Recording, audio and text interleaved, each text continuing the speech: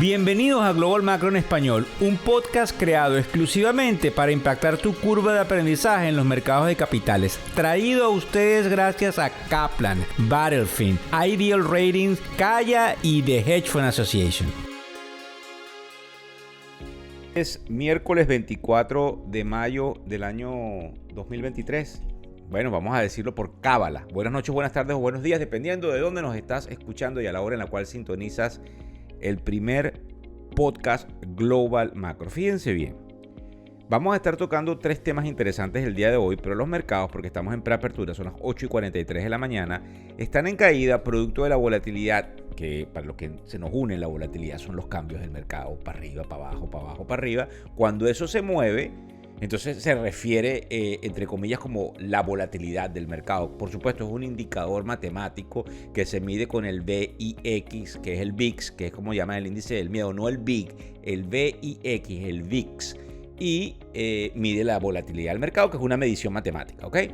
Pero obviamente, para que la entiendan todos los que están ahí, cuando hay cambios bruscos se dice que hay volatilidad, porque puede haber algún tipo de volatilidad inclusive en subida, en algunos casos lo hay, pero por lo general, para que no se les olvide, cuando la volatilidad aumenta es indirectamente proporcional al rendimiento del mercado. Es decir, ya va, la volatilidad aumenta, me cae el mercado. Por lo general sucede en este tipo de eventos. Lo que vamos a estar conversando el día de hoy son tres cosas interesantes y muy rápidas. Y como les estaba diciendo antes que se me fuera la idea, hay una caída del mercado en la preapertura, producto de lo que está pasando con las negociaciones entre la Casa Blanca y el Congreso, porque no se ponen de acuerdo con lo que se llama el techo de la deuda, o en inglés el debt ceiling, y eso tiene una volatilidad en los mercados. Eso es entendible porque pueden venir problemas que esperamos que no sucedan. Pero fíjense bien, vamos a hablar de lo que dice el expresidente de la Reserva Federal, Ben Bernanke. ¿Por qué nos importa? Vamos a hablar de lo que dice Delta, la línea aérea, y por qué nos importa, además de lo importante de otras declaraciones de una compañía de construcción que nos habla sobre el real estate o las viviendas en lo que serían, digamos, los Estados Unidos. Y vamos después a dar una pasada rápido a los mercados, como siempre hacemos al final, para ver cómo se comporta el famoso general, que es el rendimiento del bono a 10 años. Fíjense bien, lo que me interesa que sepamos de Ben Bernanke, él sacó un estudio, obviamente con una firma de consultoría, y obviamente el expresidente del Banco Central, con toda una cantidad de componentes, lo que se llaman en economía econométricos, y dice que uno de los componentes que está afectando el hecho de que la inflación no ceda del todo es el mercado laboral, y sugiere que la Reserva Federal tenga que hacer algo por agrietar el mercado laboral, porque de esa manera tumbas la inflación. ¿Qué es lo peligroso aquí? Eso lo sabe la Reserva Federal. Y entonces en la Reserva Federal, como ellos toman decisiones, imagínense que es un comité donde hay algunos directores que opinan A, B, C y otros Y, X, Z, y el dictador, porque es como es, el dictador es el presidente. El presidente toma lo que le da la gana. Ahí no hay una democracia. Él escucha y obviamente él toma su decisión. Por eso es muy importante la posición del presidente de la Reserva Federal. Y entonces, si viene este otro presidente a decir eso, obviamente Jeremy Powell lo está viendo, y lo que puede hacer es cómo enfriamos el mercado laboral, porque Ben Bernanke tiene la razón. Tengo que enfriar el mercado laboral, que significa que tengamos más desempleo. Y eso permeabiliza. A lo mejor ustedes me están escuchando fuera de los Estados Unidos, pero hay una permeabilización del comportamiento de la economía americana que permeabiliza en todas las economías a nivel mundial. En segundo lugar, lo interesante que básicamente sepamos que Delta, que es una línea aérea muy conocida, probablemente una de las mejores líneas aéreas que tenemos en los Estados Unidos. Yo no soy adicto a viajar en Delta, pero uno de mis socios sí, que es mi hijo mayor. Le encanta Delta, me dice, mira, esto es lo mejor que hay en Estados Unidos. Esto definitivamente, de los estándares, Delta es quizás la tapita del frasco. Yo no la uso, pero me llama mucho la atención de que no solamente él, sino muchos dicen que Delta es la mejor línea aérea que hay en los Estados Unidos. Dicen, porque trabajan con estadística ceñida de cómo se comportó el Memorial Day Weekend del año pasado. Entonces dicen que ellos esperan que este Memorial Day Weekend, que empieza mañana, por ejemplo, y que dura el fin de semana, no empieza mañana, pero la gente empieza a viajar mañana, tiene la posibilidad de volar a 2.8 millones de personas, solamente Delta. Pero ¿qué es lo importante y lo interesante aquí? Dicen que son 17% por encima del año pasado. Esto es inflacionario, porque obviamente hay una presión en lo que yo les contaba en algunos de los programas de televisión que tiene que ver con los pasajes aéreos. ¿Por qué los pasajes aéreos no bajan? Por cierto, hay una línea aérea en Europa, los que me están escuchando desde allá, que se llama Ryanair o Ryanair, que dice que aunque es una línea aérea de pasajes baratos, eso tómenle una foto para que se acuerden, porque eso no se lo vuelvo a repetir. Ojalá que le hayan tomado una foto para que se acuerden, porque ellos dicen que esos pasajes baratos no volverán, que la demanda es muy fuerte. Entonces es interesante eso, porque entonces caemos en el tema de la inflación, que es lo mismo que dice Ben Bernanke, y que si lees el newsletter que ya te debe haber llegado con los titulares hoy día a tu email, si no lo has hecho te inscribes en factoreseconómicos.com y gratuitamente te llega toda esa información. Nosotros hablamos de que probablemente vamos a ver más números inflacionarios y vamos a ver lamentablemente unas políticas monetarias muy restrictivas.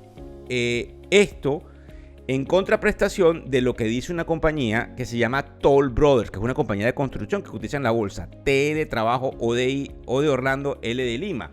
Toll Brothers dice en su informe que obviamente continúa existiendo una escasez sustancial, porque durante los últimos 15 años, a pesar de que hay un crecimiento poblacional, no hubo un crecimiento que se equiparara desde el punto de vista de construcción de vivienda. Y obviamente lo que sabemos, la gente no está vendiendo sus viviendas porque tienen unas tasas preferenciales, no digamos preferenciales, pero unas tasas muy bajas donde hicieron el financiamiento de sus hipotecas y no van a querer mudarse. Entonces ellos están viendo que eso podría menguar cualquier caída de los bienes raíces, que obviamente si estamos en recesión van a caer, y si se pierden empleo, usted señor que me está escuchando entenderá que habrá gente que tenga problemas en los pagos de las hipotecas, ¿verdad? Sí, y entonces eso genera la matriz del foreclosure, que es la reposesión de casas y toda esa cantidad de cosas que obviamente queremos que no sucedan. La otra cosa interesante es ver cómo se comportan esta mañana los mercados, como por ejemplo nosotros observamos a esta hora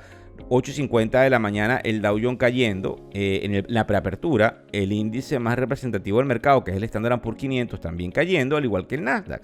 Pero lo interesante es, como siempre les digo yo, es cómo se comporta el general. ¿Por qué el general? ¿Por qué? Porque el bono a 10 años tiene la particularidad de medir por dónde va la economía muy fehacientemente, y se dice, y los manejadores de fondos y profesionales que me estén escuchando lo entienden, que el mercado de los bonos está probablemente manejado por gente que, entre comillas, pareciera más inteligente que la gente que maneja el mercado accionario. No es así, sino que en el mercado de los bonos existe probablemente algún tipo de racionalidad diferente a la irracionalidad del mercado accionario. Por eso es que se le llama comúnmente así. Fíjense ustedes, el bono a 10 años está ahorita en alrededor del 3.68% y obviamente se va a mover dependiendo de lo que suceda con el debt ceiling.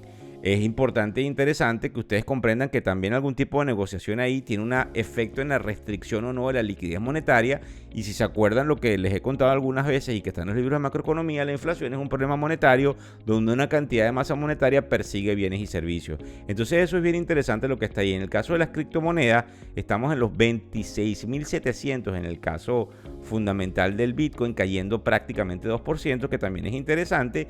Y el petróleo, que se los nombré inclusive en el programa de televisión que hicimos el domingo, según un artículo que salió en el portal de noticias Barron's, está subiendo 1.28%. Y como les decía yo, y se lo decía a mis amigos institucionales, aquí están acumulando, empiezan a acumular petróleo y probablemente podemos verlo durante las próximas semanas, máxime cuando tampoco podemos perder de vista la escaramuza que puede venir más que proporcional en Rusia contra Ucrania, porque ya han existido ataques dentro de territorio ruso que algunos ucranianos dicen que es un autosabotaje, pero que definitivamente tiene a los mercados pendientes. Entonces fíjense bien, es interesante mantener la calma con respecto a lo del debt ceiling, mantenerse si es posible, bueno, con todo respeto, pegados a lo que hacemos en factoreseconómicos.com, porque recuérdense que hacemos todo lo posible por informarlos a todos ustedes, y sí les pido por favor compartir, tratar de entregarles esta información a todos aquellos que quieran aprender de economía.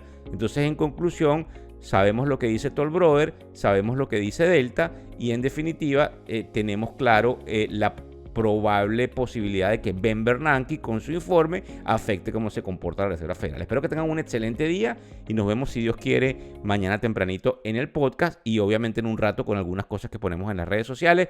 Nuevamente, factoreseconómicos.com tiene la habilidad de que tengas el newsletter con los titulares en español de lo que sucede hoy, que prendes la televisión en inglés y lo ves en la televisión, tú primero en español. Muchísimas gracias. El podcast Global Macro de Factores Económicos ofrece una visión global de los mercados de valores y dicho análisis es producto de la compilación traída por diferentes fuentes de investigación de mercados institucionales. Por motivos y declaración regulatoria, este podcast no debe ser interpretado como una recomendación precisa en inversiones, bien sea en productos y o vehículos financieros. Y además, sugerimos consultar con su respectivo asesor particular de inversiones o su equivalente en caso de suscitarse cualquier duda que pudiese derivarse de nuestra fuente informativa. Este podcast es narrado por Víctor Hugo Rodríguez, quien es un conocido profesor y comunicador financiero, cofundador de la plataforma educativa ilafin.com. Muchas gracias.